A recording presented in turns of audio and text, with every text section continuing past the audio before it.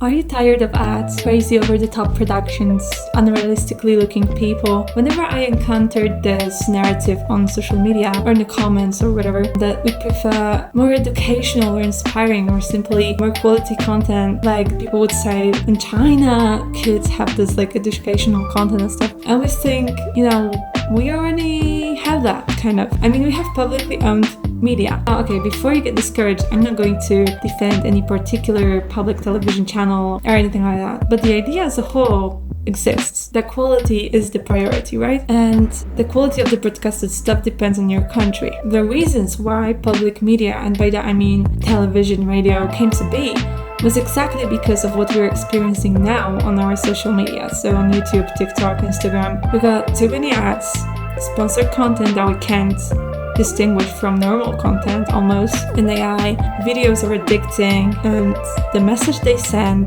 to the audience is just petty. The posts aren't even that entertaining, right? They aren't satisfying, but they are making us more depressed scientifically. And this is why we see more discussion about whether younger children should be using social media at all. But let's step back a little and look at what public broadcasting and public media in general actually is. Well, these are organizations whose main goal is the public good, in theory. They can achieve this in various ways, but in principle, they are non-profit, non-partisan organizations, and public media should be protected from influence of external entities such as companies and individuals, especially when it comes to obviously political matters. And they should also have their own transparent management that is not connected in any way to the influence of politicians or major market players. So this, by its very nature, is the opposite of commercial media, which are managed simply to generate profits or to fulfill their own mission, imposed, for example, by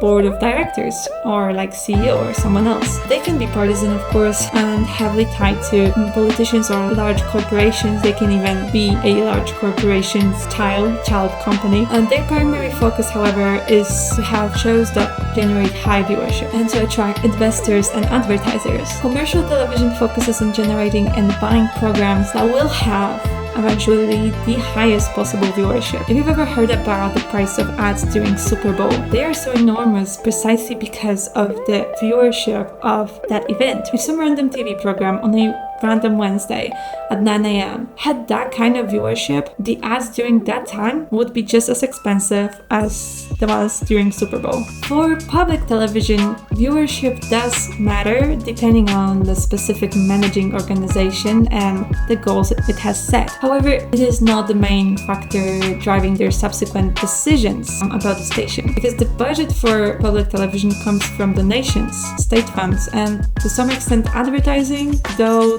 this can vary from country to country. And if it's a state-run television channel, then there can be an obligatory monthly or quarterly payment. So because the funding doesn't come from the very fickle advertisers, these stations are more flexible and can more easily fulfill their goals. Right, so what's the deal with these goals? Every company, obviously, and every organization has goals. Sometimes the goal is simply to generate money, but for public television, for example, these goals are kind of different and more specific.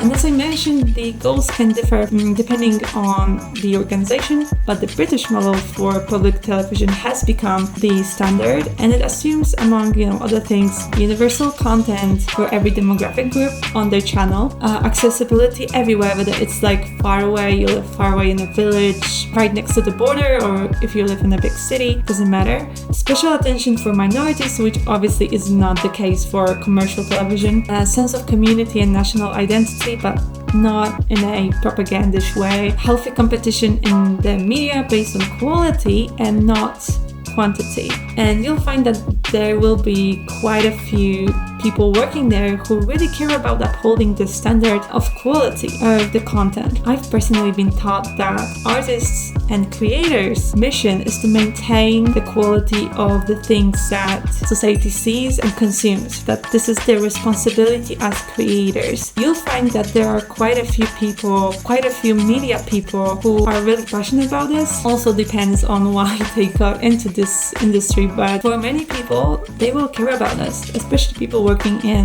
the public media. And in the spirit of these principles, a public broadcaster might decide, for example, that its goal is to educate, inform, provide exposure to the arts, entertain society, which entertainment is not the main goal, but it's in there. The content is always curated so that the whole family can watch together, regardless of age and gender. Sometimes it's going to be live opera, sometimes it's going to be a coverage of like various competitions and matches.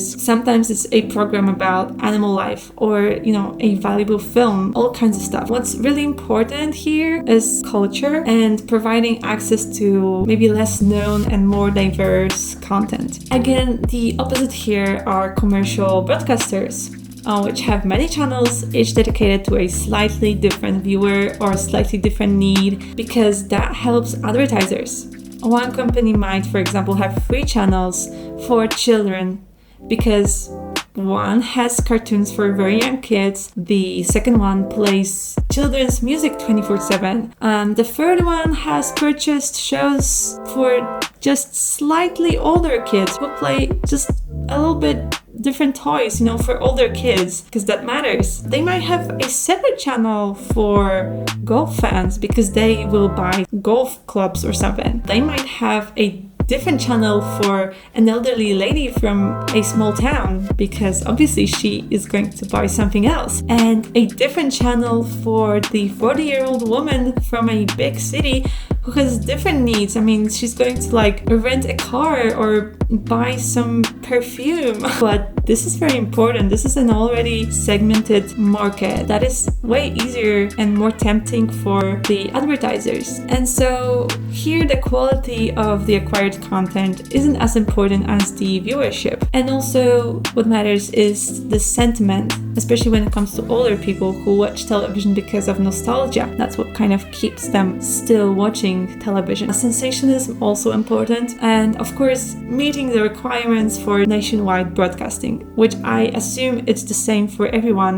Such requirements could be, for example, that a given station must have a certain percentage of productions originating from the country in which it broadcasts, which I think is fair because we should let our creators get paid as well, right? Not just those from overseas or somewhere. And then, especially when the TV station doesn't have a large budget, very strange so cheap to acquire domestic productions start being shown. These productions are often scheduled for late at night when the viewership is low anyways, but the broadcasting requirements are met. So sometimes when you turn on your television late at night and you see something weird, but that might probably be because of this requirement. It might sound like I'm a bit negatively disposed towards commercial television, and that's somewhat true.